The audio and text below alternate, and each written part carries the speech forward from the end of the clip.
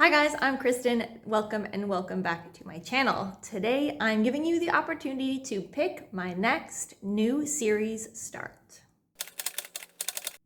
So this is the second installment of my new video series where each month I give you the opportunity to pick a book that I read. You can vote on not only the book that you want me to read, but also whether or not you want me to read the book while filming a spoiler-filled reading vlog or to do a full formal review after I have completed the book. May was the first month that I did this with giving you the opportunity to pick one of my vetoed book club books. The winner was Dark Apprentice by Val Neal, and I will be getting a full review for that book to you shortly.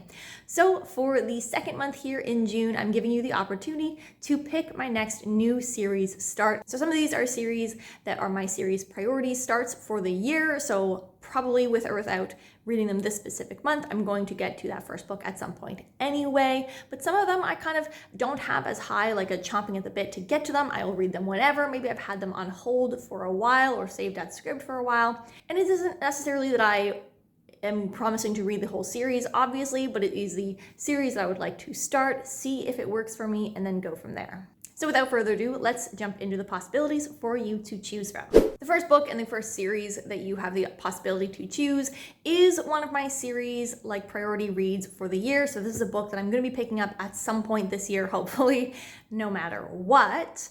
But I'm going to give you the opportunity to choose it for me to start in June. And it is a book that definitely needs no introduction here on BookTube, and that is The Grace of Kings by Ken Liu. This is the start of the Dandelion Dynasty, which I believe, if I'm remembering correctly, is a 4-book series or a quartet. And to say that that is the extent that I know about this series isn't the biggest stretch in the world, but basically everyone has been rediscovering or discovering this series for the first time in the past year or so, and I have been wanting to get to it basically since last year at some point. I've had it saved on script forever and have just been waiting for the right time, the right mood, because I know it's like a thick, chunky book. I think it's going to be like a little bit heavy in terms of the world building. I think it's very political. It's a huge world, and it is a big, like thick, chunky series as well. I just wanted to be able to like dedicate the right amount of head space and time to this book. Now, I'm not saying that necessarily is going to be June, but if you choose it to be the case, then it will be, or at least I will pick it up and start it in June. But that is a possibility. Really quick summary. I don't even know what the synopsis, I've never read the synopsis. Wily, charming, Kuni-Guru, a bandit, and stern, fearless Mata Zindu, the son of deposed Duke, seem like polar opposites, yet in the uprising against the Emperor, the two quickly become the best of friends after a series of adventures fighting against vast, conscripted armies, silk-draped airships, and shape-shifting gods. Once the Emperor has been overthrown, however, they find, that kind of seems a little bit spoilery, they each find themselves the leader of separate factions, two sides with very different ideas about how the world should be run and the meaning of justice. I have just generally heard like epically amazing good things about this book and series from the things that I have heard. Like, it is political, it's a little bit slower moving, it like really takes its time to like develop the characters, to develop the world, to get you into it. I think it is, if not generational, I think it has like a long time span, which I don't necessarily mind. I am very excited to get to this. I will be reading this book in this series at some point. Possibility to read it in June. Another book that I have had saved on Scribd since last year is your second option here, and that is The Unspoken Name by A.K. Larkwood. This is the first book in the Serpent Gates, I believe, trilogy. Let me double check. Actually, no. Yeah, duology. As I was saying, trilogy. I was like, no, I think it's duology. Anyway, I have both books in this duology saved. Now, duology, that is a fun little like distinction. It's something a little bit different. I feel like there's not enough good duologies in the fantasy world. I think this one caught my eye when I was doing the Assassins in April readathon last year. I think it was put up as one of the books that had an assassin main character or an assassin character. I think this is also one where it's like the main character is an, I want to say orc, but it's just like not mentioned in the synopsis or anywhere that the main character is like a non-human species, which could be really well done. Although I did hear some rumblings that it's like, it is present, but it's not so distinctive in that it almost is not recognizable as a non-human, if that makes sense. I'll tell you the synopsis. What if you knew how and when you will die? Tough name. Sorway does. She will climb the mountain, enter the shrine of the unspoken, and gain the most honored title, sacrifice. On the day of her foretold death, however, a powerful mage offers her a new fate. Sorway leaves her home, her destiny, and her god to become the wizard's loyal sword hand, stealing, spying, and killing to help him reclaim his seat of power in the homeland from which he was exiled. But Sorway and the wizard will soon learn, gods remember, and if you live long enough, all debts come true. All debts come due. So as I've said, I've had this one on hold for a while. I love that it is a duology. I do love a good assassin book, to be honest. I have heard mixed things about this. I think some people really like it. Some people found it just like only so-so. When books are saved on script forever, I get to the point internally where I'm just like, I need to read this or just unsave it and never read it ever. So I'm leaning towards that point with this series. Another one that is a priority series start, I think 3 out of the 5 might be priority series for the year. I never filmed that video because I started filming videos again here in like April, and I just never got around to it, and now it's like halfway through the year, so I just won't.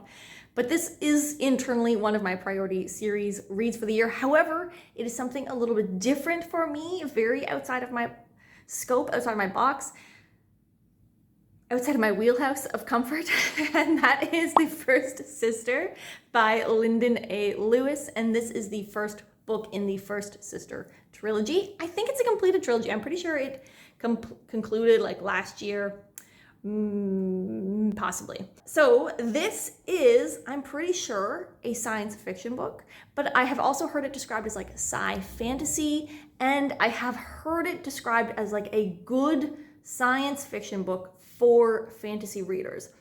I would like to appreciate more science fiction. I just don't like space operas and like spaceships and stuff like that.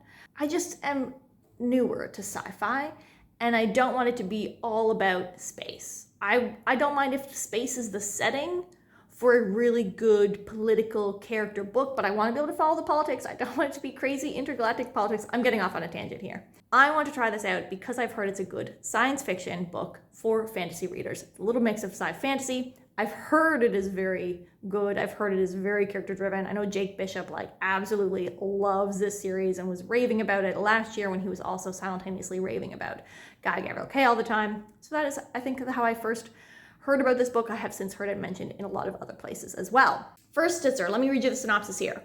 First Sister has no name and no voice. As a priestess of the sisterhood, she travels the stars alongside the soldiers of Earth and Mars, the same ones who own the rights to her body and soul. When her former captain abandons her, First Sister's hopes for freedom are dashed when she is forced to stay on her ship with no friends, no power, and a new captain, Saito Ren, whom she knows nothing about. She is commanded to spy on Captain Ren by the sisterhood, but soon discovers that working for the war effort is so much harder to do when you're falling in love. I kind of knew that we were going there. I've never read the synopsis before. I actually know nothing about this series except for like that people say it's really good for fantasy readers. And I think I've heard other things like character driven and like,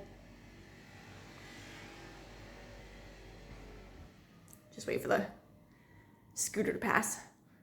And I've heard other like generally good things like those like descriptive kind of type things like great world building, political, character driven, but I had not actually ever read the synopsis. And when it was like new captain Saito Ren, I was like, ooh, it would be weird if this was a love interest. Like I wasn't getting that vibe, but I feel like that's where we're going here, and it was. So anyway, First Sister, option number 3.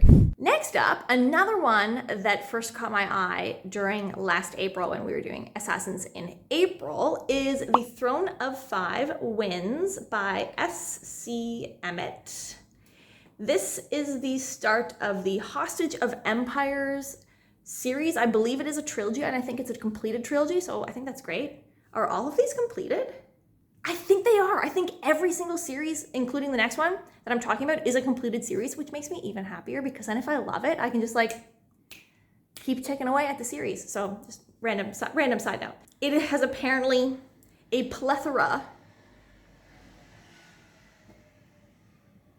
of assassins and like political drama and scheming. I will read you the synopsis and I will briefly say what else I remember about it. 2 queens, 2 concubines, 6 princes, innumerable hidden agendas. Yala, lady in waiting to the princess of a vanquished kingdom, must navigate their captor's treacherous imperial court. The emperor's palace, full of ambitious royals, sly gossip, and unforeseen perils, is perhaps the most dangerous place in Zion. A hostage for her conquered people's good behavior, the lady Kamor Yala has only her wits and her hidden maiden's blade to protect herself, and her childhood friend, Princess Mahara, sacrificed in marriage to the enemy to secure a tenuous peace. But the emperor is aging, and the Kir princess and her lady-in-waiting soon find themselves pawns in the 6 princes' deadly schemes for the throne, and a single spark could ignite the fresh rebellion in Kir. I've heard it's just like bananas with like the politics and scheming and plotting and manipulating, and like I kind of love that level of political drama and scheming. I have heard that it is a thick, chunky, slow-moving book. So I do know that going in. I have heard some mixed things, but it checks a lot of my like bookish buzzwords. I feel like it has a lot of potential to really love, and I have basically been hitting postpone on this book for over a year now at the library. So I gotta read it. And then the 5th and final, and also 3rd books of this little grouping here that are also priority books for the year, Age of Myth by Michael J. Sullivan, The Legends of the First Empire series. This is a 6-book series which has 2 distinct kind of trilogy arcs within it. I have heard quite a few people talking about it. I know Jessie from the channel Jessie May, I think, is the first one who I heard discussing it. I know Reagan from Prue's Project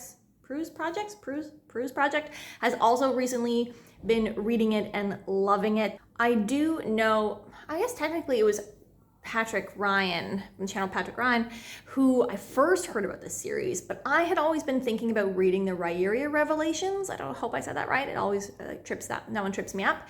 And I have wanted to try it out, and it just like never was the right time.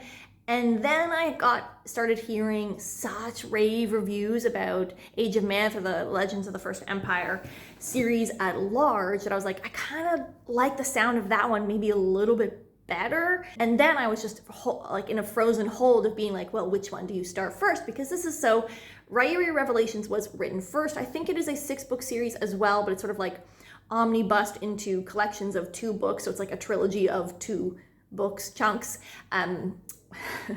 Theft of Swords, I think, is the first collection of the first 2. I don't remember if that's the name of the first book.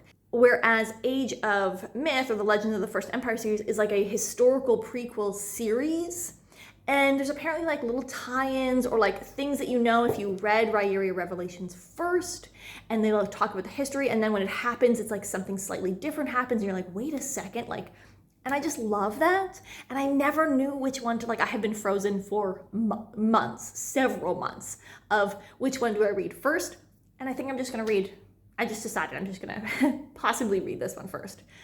So there we are. I have heard this as classic fantasy. I've heard it is very like an amazing, amazing world with like classic like humans and elves and dwarves, I want to say as well. I've just heard really like amazing things. I've heard people like bawl their eyes out reading this series. It has like such like huge, big, gripping moments. And I just haven't read anything that like sweeping in its breadth and arc in a really long time. So I'm interested. I want to read this. I will read you the synopsis since I read the synopsis for all of the other books.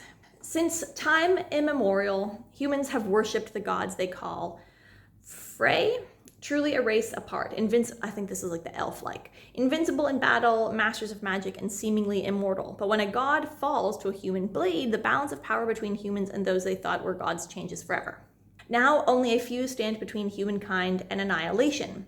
Wraith, reluctant to embrace his destiny as the god killer, Suri, a young seer burdened by signs of impending doom, and Persephone, who must overcome personal tragedy to lead her people. The age of myth is over. The time of rebellion has begun. Love it. Sounds great. Okay, so those are all of the 5 possible picks that you have to make me read this summer, or this June, just this month, hopefully. Don't forget to comment down below which book you want me to read, as well as whether or not you want to see a spoilery vlog or a formal review when the time comes. I'm gonna do this for a couple more months, and then if there's like a general trend that it's always one, then I will just pick one over the other myself and go from there. Always reading the synopsis and like putting these together makes me so much more excited to pick all of these books up. I definitely don't have time to read all 5 of these books in June, but I hope I get to, definitely one, and then maybe we'll see about the others. Okay, so that is it. Let the voting begin. I will close voting like officially 1 week after the date that this airs. I'll give you some reminders on my community page as well, and hopefully post a winner there. And then I will just jump into the book as soon as I can. I do have access to all of these books, some in both ebook and audiobook. If any of the books that you have heard me talk about you think are a particularly good audiobook or a particularly bad audiobook, like, you know what, no, the world building's a little bit too intense, read the ebook instead. Like, let me know if you have a preference or a suggestion on whether or not I should read ebook over audiobook, because I do have the option for some of these. So let me know down below, and I will see you guys next time. I can't wait to see which book you guys pick. Bye.